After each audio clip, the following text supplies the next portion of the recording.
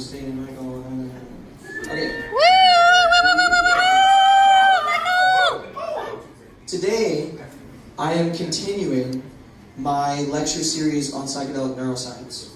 So the story here is that I started working on a podcast, and that was to share all this information I was learning in my master's and during my research with the world, because I think it's something cooler than normal science. Like, a lot of science is cool and it's fun to share that with the world, but I think this is like tapping into something that everyone can relate to, and it was changing the way I thought about reality and about my experiences, and so I felt like it was a cool and timely perspective in history here. So I personally think psychedelics give us an opportunity to harmonize science and spirit, because on the one end, they're drugs, they're molecules which can be studied carefully in the brain, yet on the other end, they're spiritual medicines, producing experiences so profound that they are often described as direct encounters with God. I think this gives us a chance to end the war between science and spirituality. There doesn't need to be this war between these two worlds. And with more science in the discussions of spirituality, and more spirit in the discussions of Western medicine, we can work towards a better future of mental and spiritual health. So this podcast I'm trying to work on, it will be interviews with scientists and spiritual teachers that try to build this bridge between science and spirit through conversation. But I'm also planning to create a lecture series that discusses this topic so that people can be introduced to the scientific field that I believe is best positioned to form this bridge between science and spirit. So you're all seeing that lecture series as it is produced through these psychedelic socials.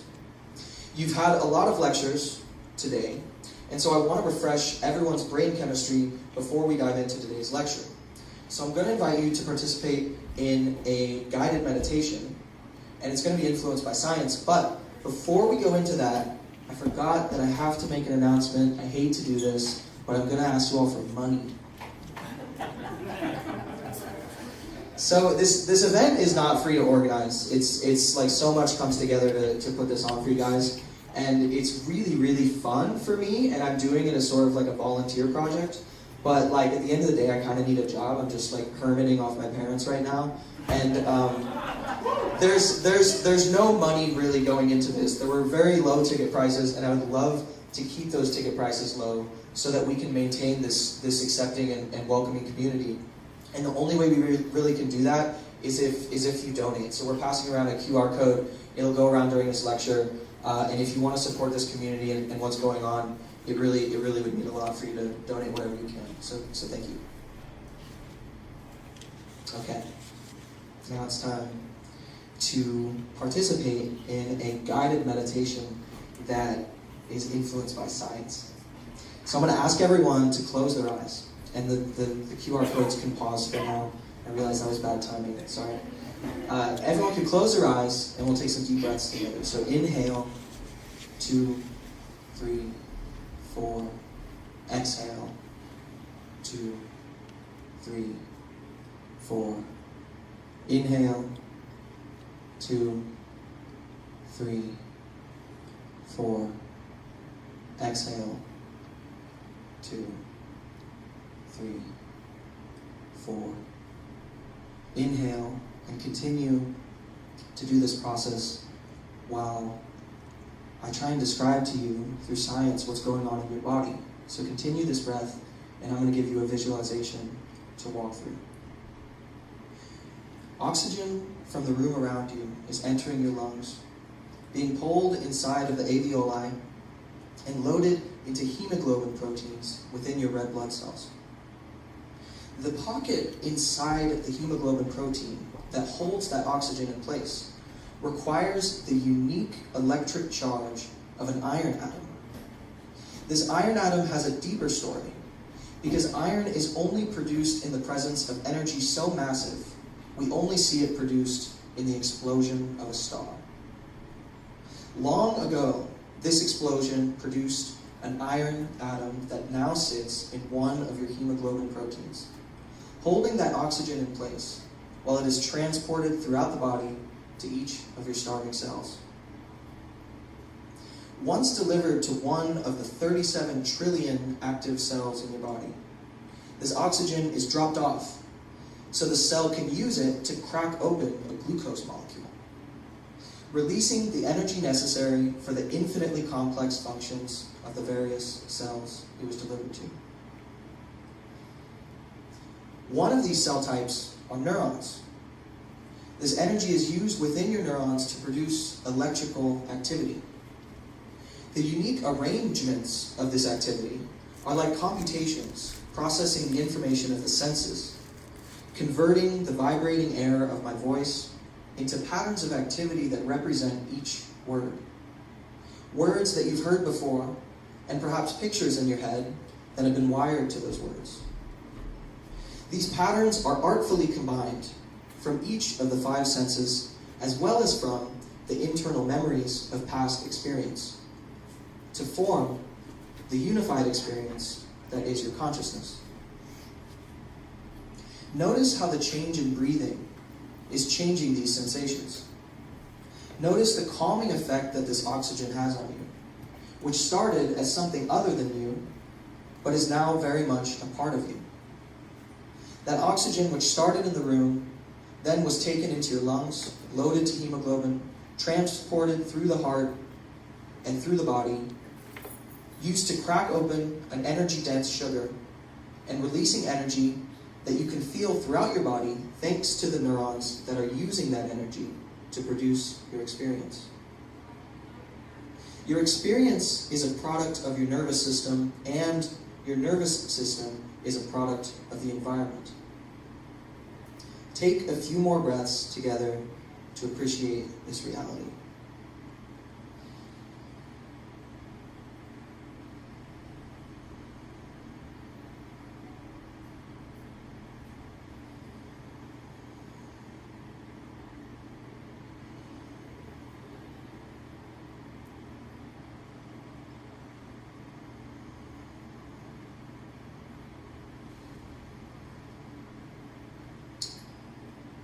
In today's lecture, I'm going to take a dive into my notes section to find my place once again.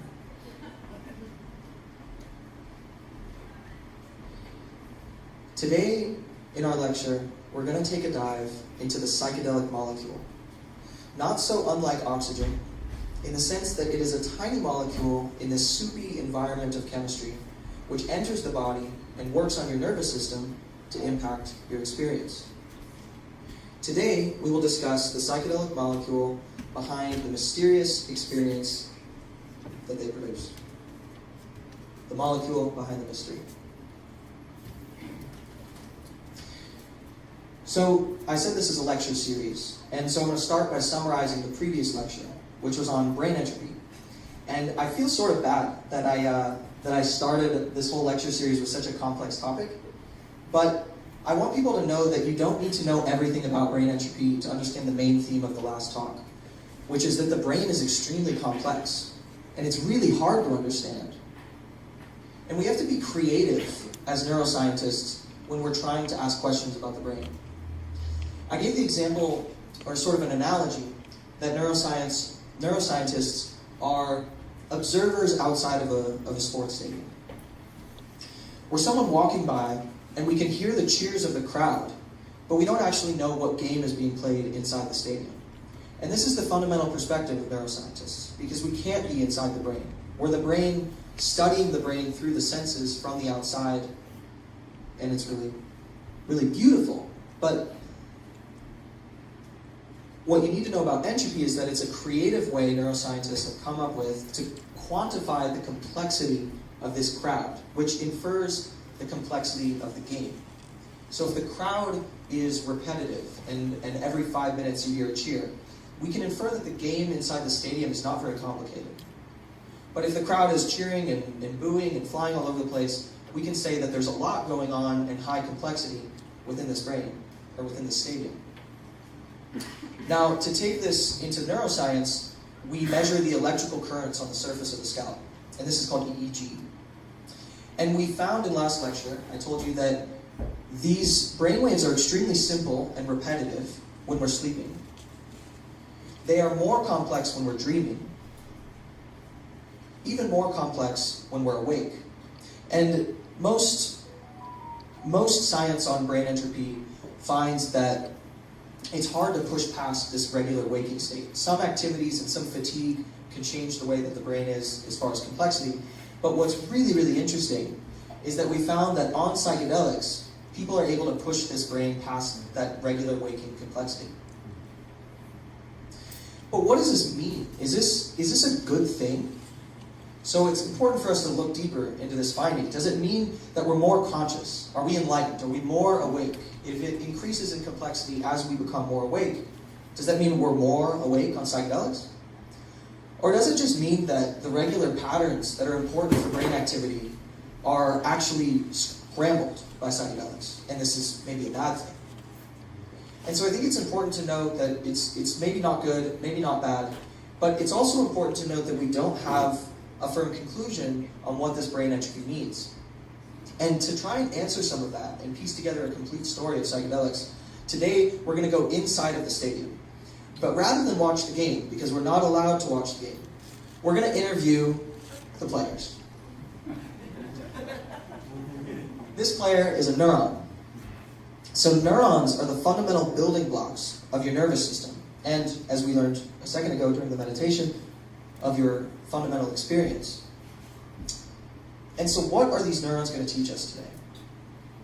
First, we're going to learn how neurons work fundamentally, and what their structure is, and how they come together. Second, we're going to learn how they impact the larger conscious experience that we have of the world. And finally, we're going to jump into how they're affected by psychedelics and how this is maybe contributing to the therapeutic experience.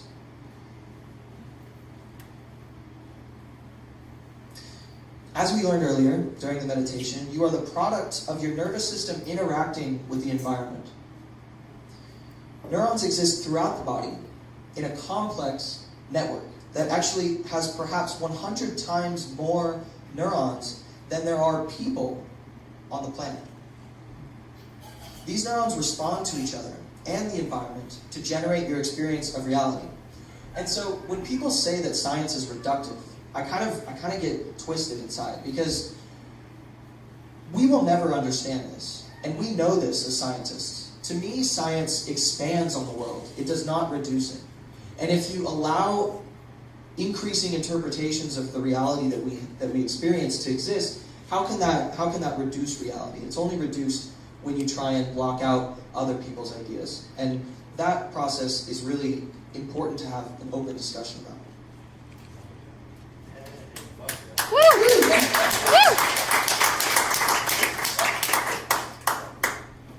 So here we have an image of two neurons, and we're going to get the fundamental structure of a neuron, which conveniently is a lot like a tree, and I love trees, so we're going to do an analogy of the tree.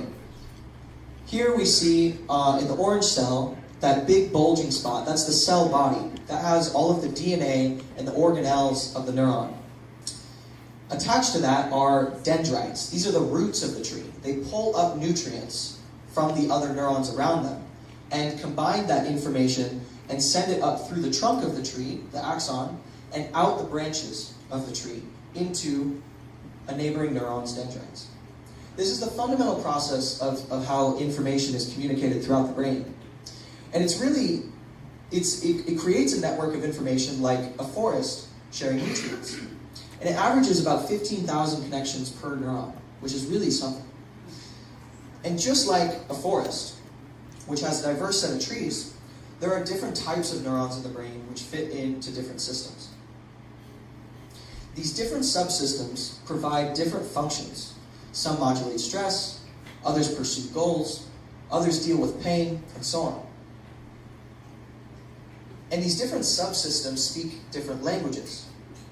The chemistry of your brain affects which subsystems are active at a given time. You can imagine each system having their own locks, and these locks only respond to specific keys. Those keys can be dopamine, adrenaline, serotonin, and so on. Psychedelics deal with the serotonin system, which is closely related to the stress response. And we have a picture of the molecule serotonin here as an example. So in summary, what have we learned about the neuron so far? He's a team player. He works with more than 80 billion other neurons in the brain to create the game, which is our experience. Our neuron is a hype man. Within the serotonin subsystem, we can call it a cheer squad.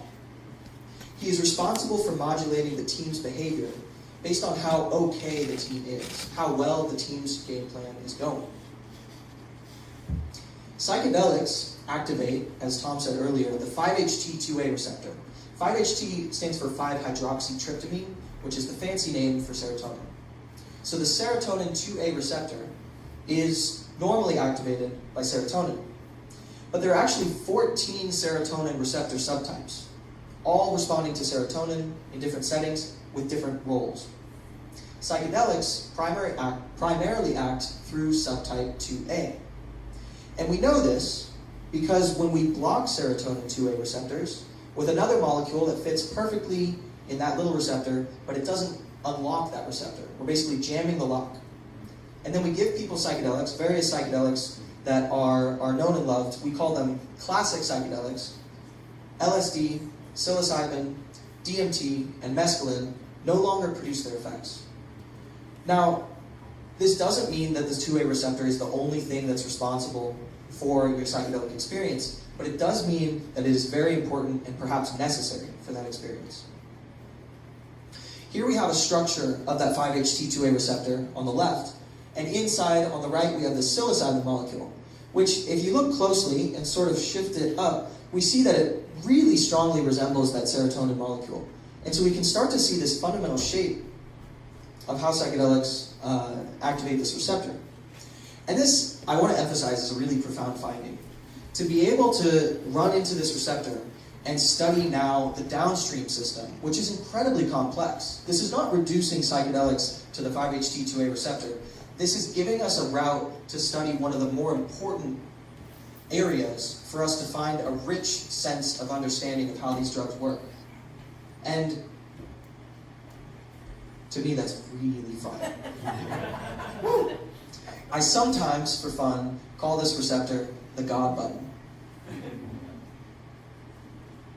So classic psychedelics all maintain this basic shape of serotonin, and it all resembles the same key. And conveniently, I think it actually looks like a key. You sort of have this handle on the left with the ring, and then you have this shaft, and then you have the amine group at the tip, which actually is what goes in and unlocks the tumblers. You might also notice from our marketing and my website, which is psychedelicneuroscience.org, it's where the podcast will come up, and you'll also get information on the Psychedelic Social there, and all sorts of other fun stuff that I do that maybe nobody cares about. But we'll see that these stars are actually in the shape of serotonin, and that was my cute little touch of artistry. So this is that basic shape of psychedelics, that classic basic pharmacophore is what it's called. And you can see it looks a lot like serotonin. But on either side of this diagram produced by Kwan et al. In 2022, they wrote a review on psychedelics that I painfully read for a few days straight. And this, you can see, is DMT. It's got that same basic structure. It's got a little bit different of a shaft, but it's still got that key tip. This is the ergolines, which Tom discussed. It's a class of molecules, and you see it's got this structure, and the shaft, and the key tip, but it's got some other stuff attached to it. Psilocin, this is psilocybin, goes with the same structure. LSD is down here. And we have mescaline up here, which is in peyote. It has one ring rather than two, but it's still got that shaft and the key tip. So importantly, we have this key handle, and it's really a powerful analogy that I've landed on, because the key handle actually holds it in place in that receptor. There are hydrogen bonds that form between that ring-like structure and the actual receptor that it is bound to. And those are weak bonds that sort of just hold it in place the way your fingers would hold a key in a lock.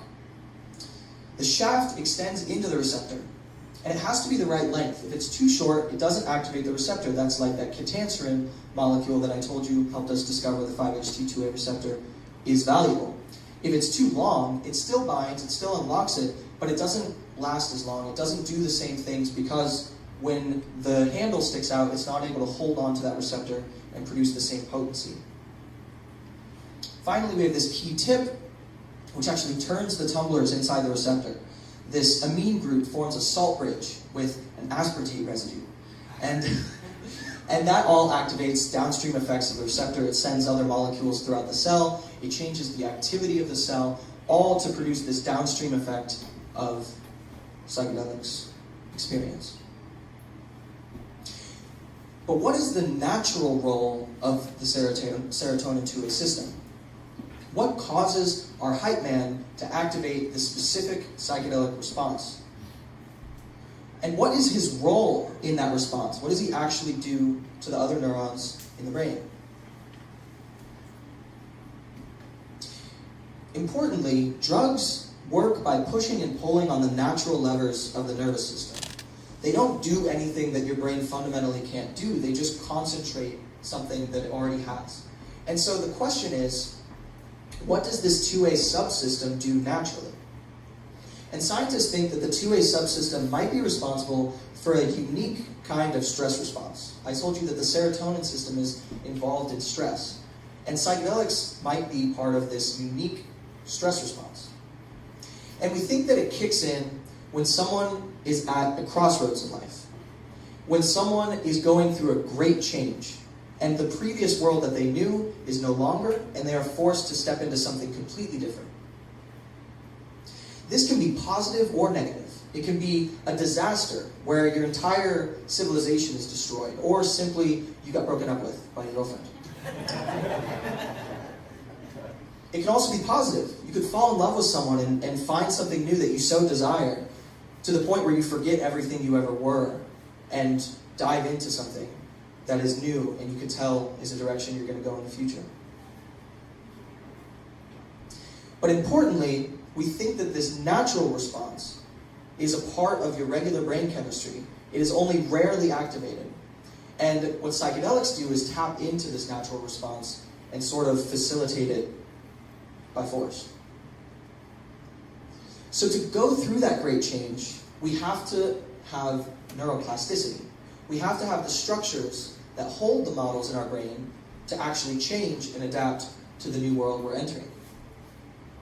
And this study by Lai et al. In 2018, I think was the first time where people squirted psychedelics on neurons in petri dishes. So you have these little neurons growing, and they're just separated from their environment. They're in a petri dish, and you squirt psychedelics on them. This, on the far left, is the vehicle. That's what VEH stands for, vehicle. And it's basically the saline solution without any psychedelics in it. Then we have the saline solution with DOI, DMT, and LSD. And each of those are psychedelics that we can see are producing tremendous growth in the roots of our neurons. So they're forming more connections with other cells. And this was a really, really profound finding in 2018. And it started a cascade of research. And the question was, okay, these are in petri dishes, but that's not how it is in a living brain. What happens in a real living brain? And Shao et al. Found that these same things could be found in a living rat brain. When you give them a dose of psilocybin, you can find new connections and new growth of these root systems. And then also, 28 days later, they checked the rats again and found that some of these specific connections had persisted. So not all of them persisted, but from this moment of transformation, this rat's brain was able to form new connections, continuously use those new connections, and make a consistent change for itself in the future. And many studies have replicated these findings since. The question, though, is, does this happen in humans? And this is where we have to be careful as scientists. We're interviewing the neuron. We're not watching the neuron play the game. This neuron is sitting on a podium, and we don't know if they're all talk, or if they're actually saying what happened in the game. And it's really hard to tell what actually happens in humans, because you can't just go slicing through someone's head these days. Science had its heyday back in the 1700s, I'll tell you. They would do all sorts of terrible things and learn a bunch really fast. I'm not advocating for that, by the way. I just do wonder, like, oh my gosh. That must have been a really conflicting experience for those people. But, back to the less creepy stuff. It's hard to tell what's going on in the human brain. And we have to infer what's going on based on the various interviews with players and things that are going on. So we can start to build this story of maybe the hype man is scrambling the brain. So we give our neuron, our regular happy neuron, this psychedelic, and it triggers its 5-HT2A receptor, and it turns our neuron into this hype man whose job is specifically to review all of the plays that we were using and destroy them and challenge them and cut them out and say, we're going to introduce a bunch of new models and we're going to see which ones stick. So the brain becomes scrambled, and maybe this is what we're measuring as brain entropy. Maybe. And maybe after we have this scrambled state, the brain can settle in to new models, and with the aid of therapy, can take us towards a better state of mind, where the previous plays that weren't going on are now, that weren't working, are now solved. So does psychedelics disrupt the game? And is this what we're seeing as entropy? And is this why we're having this therapeutic response to psychedelics? To answer this question fully, we need more information.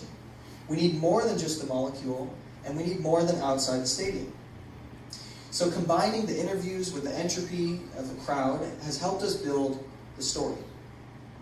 But in the next lecture, I want to discuss brain imaging, which is like taking a bird's eye view of the stadium. We're far away, we're low resolution, but we can start to see clusters of things going on in the game, and they're active at different times. And we can sort of take some guesses, add it to our collection of information from the individual neurons and from the outside of the stadium, and hopefully come up with a clearer picture, a more detailed picture of how psychedelics work. And that's what I want to talk to you about in the next lecture, which I will give in a couple of months. Thank you so much for listening.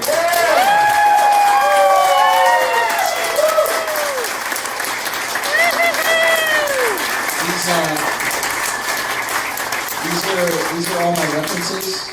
I told you I read a couple of very big papers. So I wrote this like 10,000 word kind of script for a podcast. And then I read it into the microphone and I was like, this is so boring to listen to. So what I decided to do, I think I'll just post those scripts, and you can find those at psychedelicneuroscience.org. I haven't put them out yet, but they're ready. I'm going to put them out sometime over the weekend. And they're kind of like the denser reading for people who are really interested, but they try to reach a level of understanding that is not necessarily scientific. There's a lot of scientific wording, a lot of learning to do. It's going to be heavy on your brain, but you shouldn't have to have a super big science background, or really a science background at all, to enter into that. But anyway, these are all 100% references. So now I'll open it up for questions. That was a great talk, thank you. So, if you have to know the receptors that like the serotonin molecule is binding to, is there a way to somebody having a bad experience block the receptors? Oh, that's a great question. So they've actually... Can you repeat it? Yes, thank you for reminding me. So the question was, if someone's having a bad experience, are we able to then block that receptor and sort of cancel this experience? And some people have looked into this. So I don't know why they did the study this way, but they administered ketanserin before they gave them LSD. And the duration of the trip was shorter. But, oh gosh, you know what? Now I feel bad, because I know it was Lecti et al. In Basel, Switzerland. They did the study probably in like 2020 or somewhere in the last few years. And they gave people ketanserin, and it did shorten the experience of LSD.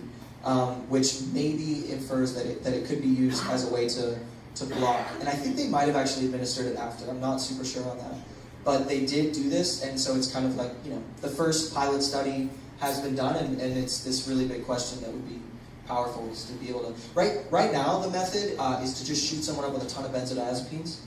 You just kind of shut them down and put them to sleep. And I was actually... So I worked with Imperial College London. They've done a lot of these trials, and they were talking... They told this story about someone who was having a really, really bad time and like losing their mind and really getting sort of aggressive. And they shot him up with these benzodiazepines. They just went to sleep. And then I think it was like an hour later they woke up and they were just happy as a clam.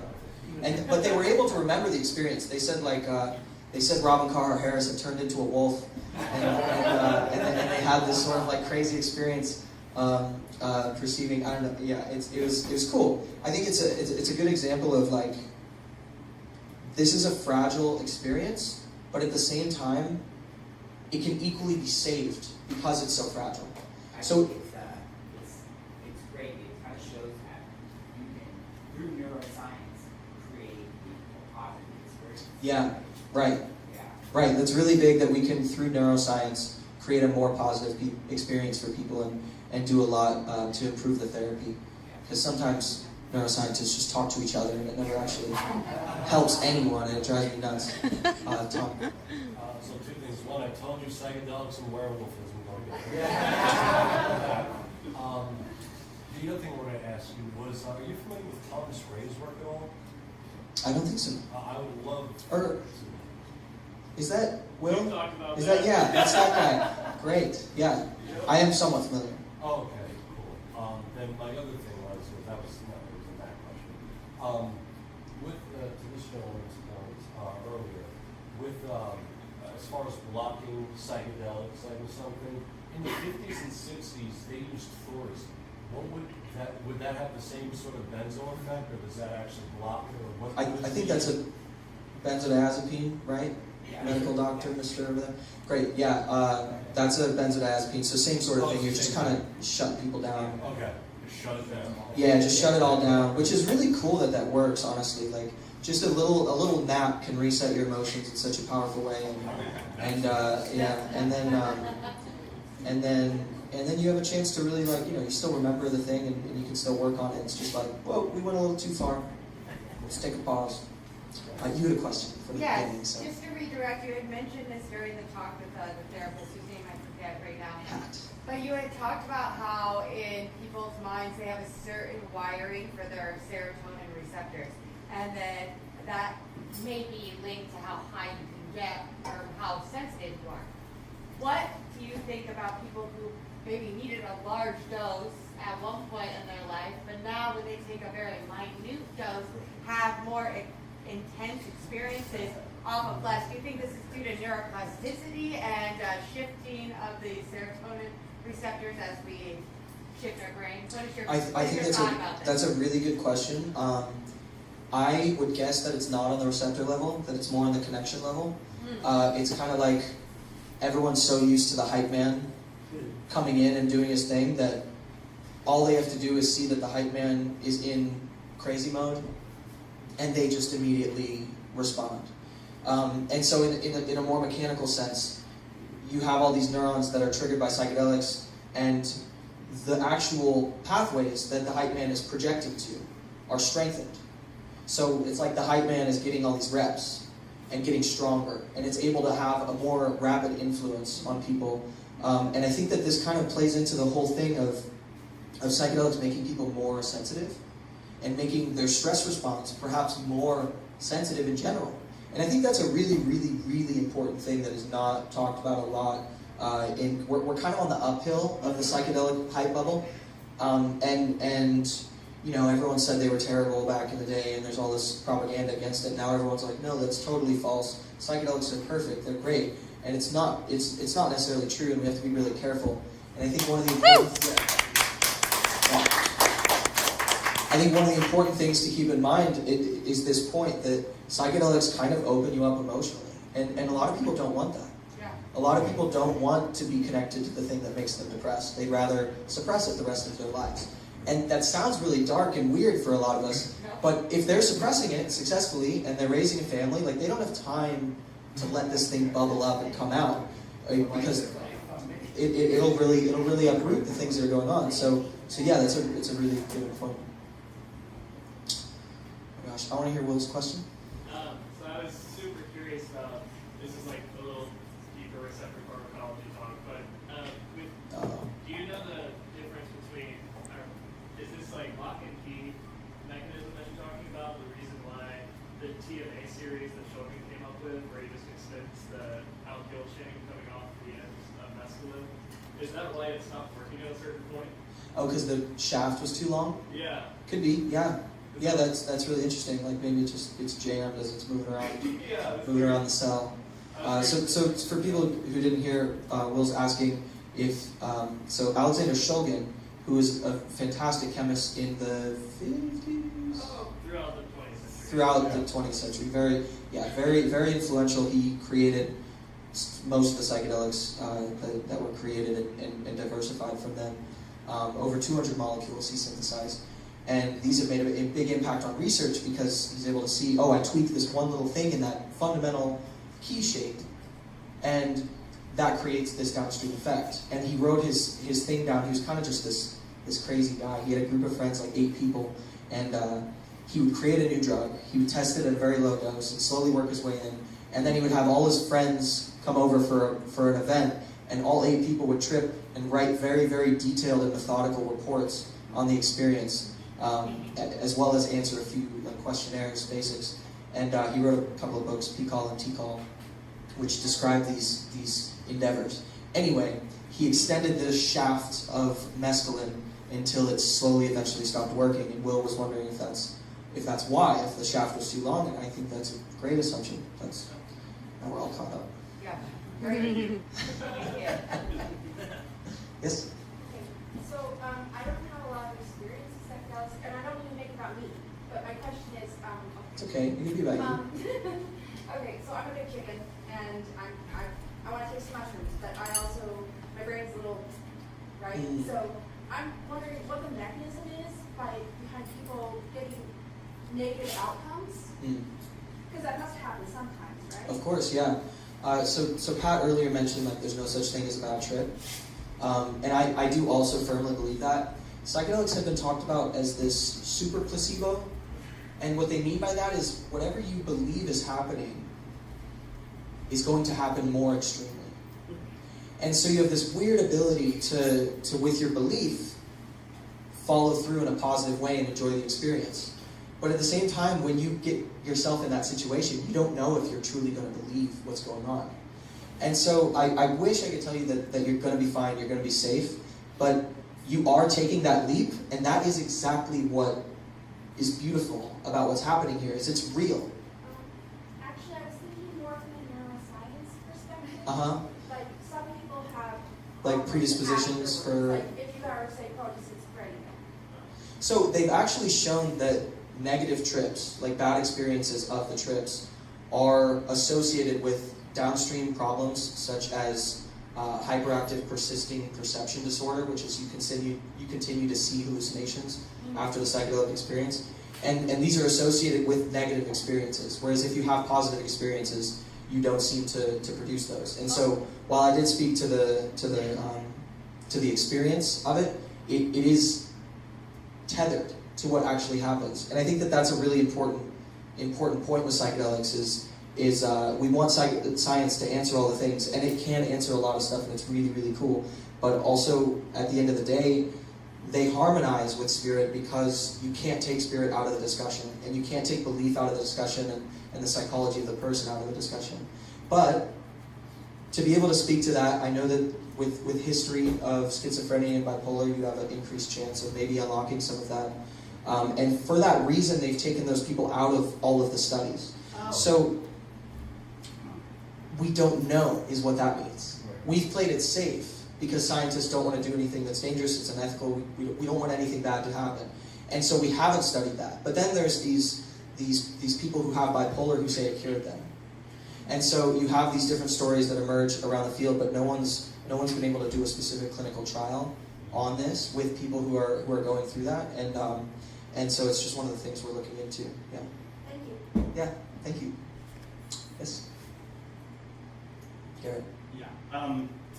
We talked about the mice that were dosed with psychedelics, and then they had the increased number of connections, and you said that they were lasting, but not all of them stayed. I'm curious about that process that the brain does to prune connections, and how does it know which ones to keep around, or like, is there some kind of systematic process that the brain goes through? It's basically use it or lose it. Okay. So if those new connections weren't being activated afterwards, there's a process of long-term potentiation that I could go into, but it's kind of boring. Maybe we can talk about it later. But basically, when you activate a neuron a lot, it creates this cascade of strengthening and thickening the actual root system of that connection.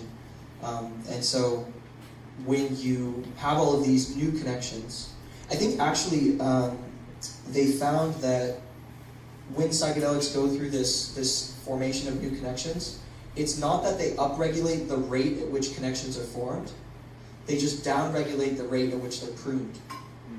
And so it's like you kind of have this open-mindedness, you're trying out a bunch of new things, you're letting a bunch of new ideas come in, at least for now, and then downstream your brain returns to a stable state. And I do want to mention that in the back to the last question, you do come back. Like people really are able to come back and ground themselves again. It's really rare that someone has a full psychosis and never comes back. And also, the most guaranteed way to give yourself psychosis while you're on psychedelics is to believe that you're not coming back. Is to believe that you're going insane.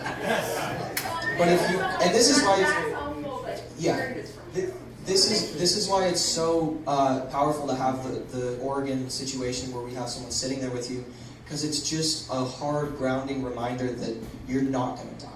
You think you will die for some reason. All your models are disappearing, so it feels like you're dying, but really you are going to come down from this drug.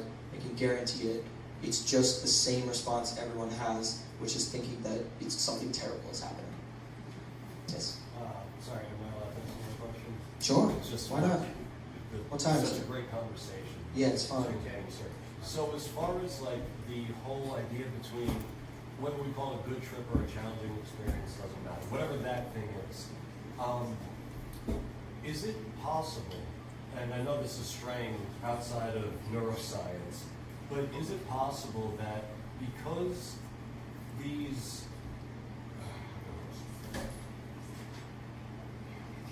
I believe that these medicines are spiritual tools. I have never had a bad trip or even a rough challenge or ride or anything because I don't take them outside of a very defined spiritual and quite frankly religious container. Could that be something that would help somebody avoid in the future having a bad trip or a rough experience, again, whatever we want to call it, but by having a mythopoetics to frame the experience? Yeah, I think having a spiritual container is extremely important, and it's what makes this complicated for scientists in the medical system. But that's why I think it's so fun. Personally. Yeah, right. That's where the fun is. Like we have this medical system that tries to strip everything about that person away from the healing process, and this refuses to allow that. And I think that's really, really cool. Like you have these companies that are trying to say, oh, let's just like take it out and get rid of it, and then we'll just give them the drug and strip it down as much as we can, and we see the effectiveness go down. And so I totally agree that we need a spiritual container, but you can't as a scientist tell them what to do, because that's not, who's to say what spiritual container that person deserves? And so, the individual. Yes, exactly. So the best thing we can do is encourage people to explore some kind of spiritual container, some kind of deep philosophical belief system that they can stand on when their entire reality is challenged by that crazy hype man who's just scrambling everything you got. You and I are going to talk about this over beers someday. Okay, that sounds great. Questions? Continue? Yeah? When people like meet extraterrestrial beings, is that like outside of us, or is it like? Great question. Great question. I'll give you my perspective. First of all, this is just my perspective. But I think, and most neuroscientists, I think that everything you're experiencing currently is a hallucination. It's the brain taking a guess at reality based off of the senses it receives. And so you're not seeing me in front of you, you're seeing your brain's image of me. And this moment that you can have looking in front of you and really realizing that it is completely generated by your brain is something that I think psychedelics show us, because they kind of put glitches into that matrix. they take it down for a moment, and you go, whoa, whoa, whoa. Like, that wall is moving, but I know it's not moving. And when you put your hand on it, it's not moving. But I'm experiencing that wall as if it's moving. And so, now I'm going to show you my perspective on spirituality as well as what other entities might be coming in. I think that those are deeply wound in our subconscious. And I think that our brain, 80 billion neurons, are working together to solve problems on a scale that we could never understand. We, the thing that's talking to you, is just this little conscious piece of the brain that has evolved out off of humans. And maybe other animals have some prehistoric form of it. But the way we think and the way we analyze and the way we talk about things is just one tiny % of this giant subconscious thing that also has access to your senses and also has access to the world. And so I believe, but I'm not so sure on this, that any sort of experience you have of a spirit or of an entity is both not real and very important at the same time.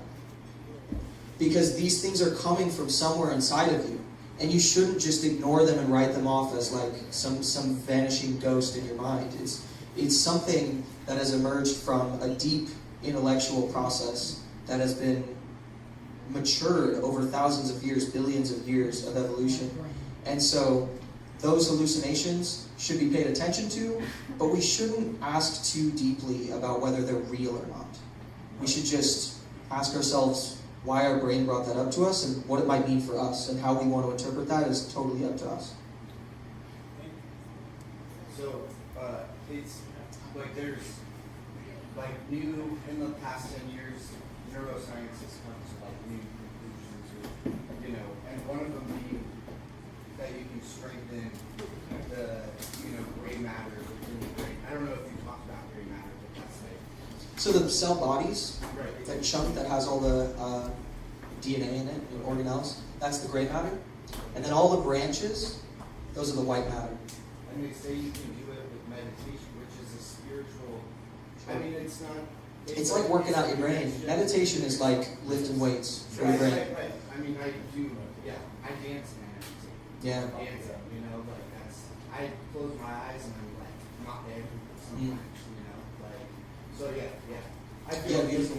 It's not just sitting down doing meditation. I've done that too. No, it's doing something. Right. Until it is doing nothing, because I don't know, it's complicated. For those of us who meditate, they get it, but not right now. Only while you're meditating can you get it. Yes, you had your hand up for so long. I'm sorry. You must have heard about lion's mane Yeah. and psilocybin together. Yeah, the stem and stack. What's your opinion on that? I think it's a great thing to explore. It's really hard to explore. Scientists are really good at exploring obvious things.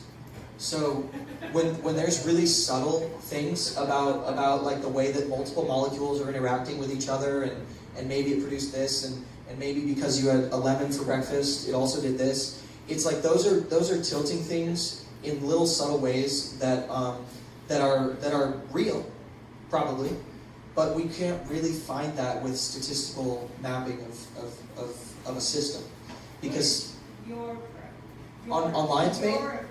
On lion's mane specifically? So I had this, my experience with lion's mane, I drank this thing called mud water.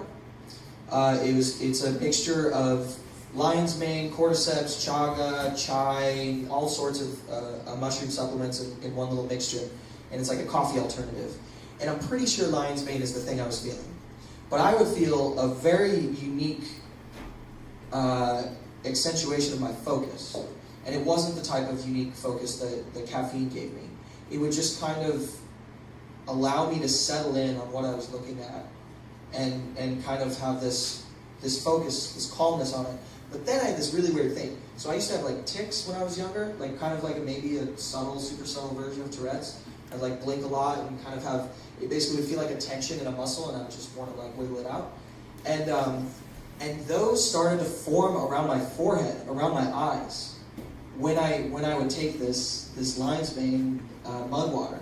And so I stopped doing it because I really didn't like that. But it was cool. It kind of made me think like lion's mane is definitely a psychoactive thing. It's definitely doing something in the body. In terms of what it's doing with psychedelics, I've never combined those things, so I personally can't speak to it. But I've done them separately, and I would imagine that, yeah, it would produce an opportunity for insight that maybe wouldn't be there otherwise. Okay, let's do one more question, because it's like 9:05. Yeah? I'm just going to ask from a neurological perspective, have you had any insights or research on the time dilation of certain psychedelics?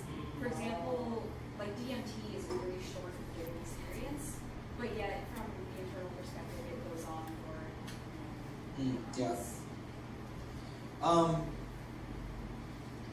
Based on this little theory I've put out today, which is kind of my favorite perspective on psychedelics. It's kind of Robin Carhart Harris's perspective, but it's also, I think it just captures in a more vague way how everyone thinks psychedelics work, but it's not like this super firm biological perspective. We just tie in, it just currently ties in a lot of it. But to use that to interpret this, psychedelics are sort of flooding the brain with information. So normally your brain is suppressing all sorts of things. And psychedelics maybe allow you to consider all these different models all at once, and it scrambles your brain activity and creates this entropy, this complexity. Maybe so much information is being processed at once that you can experience it as if it was a lot of time. That does sound kind of like the thing I get nervous about, which is, yeah, you're just more conscious on psychedelics. You're just taking more in. Like I'm Paul Atreides. I can see the future, and I like this isn't. There's drawbacks. It's not like Dune. We can't just perfectly see the future. But there are some weird things that we can pull out of an experience. And it could be some totally different system. People are trying to figure out different parts of the brain that are responsible for keeping time, and it's a whole area of research, and I don't know much about it, and I don't think anyone has really looked into specifically how psychedelics on combined with that research currently. But good question. Okay, I'm going to close it out, guys. This has been Michael. so This was much awesome. fun.